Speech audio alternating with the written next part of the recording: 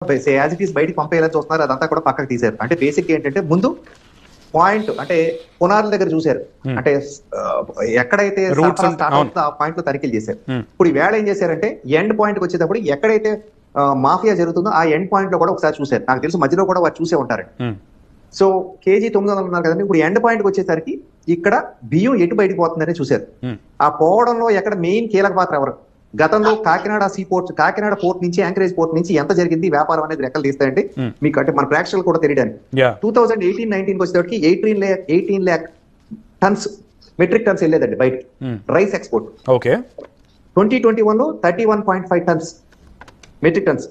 2022 వచ్చేటప్పటికంటే 48.26 metric tons వెళ్తుంది బయటకి. అంటే చూడండి, 3 సంవత్సరాల్లోనే 62% ఇంక్రీజ్ అయింది బయటకు వెళ్లే సరుకు ఎంత అనేది.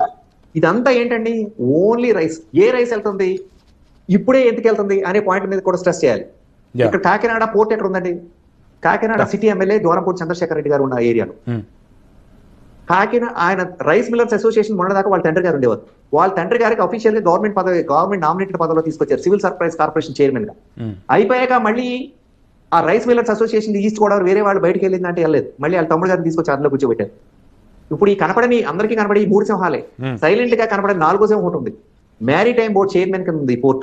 దానికి ఎవరంటే తెలుసండి, ఆయన కూడా ఒక రెడ్డి గారే, కాయల వెంకటరెడ్డి గారిని. ఆయన విశాఖపట్నంలో ఉంటారు, ఆఫీస్ అంతా మాత్రం కాకినాడలో ఉంటుంది.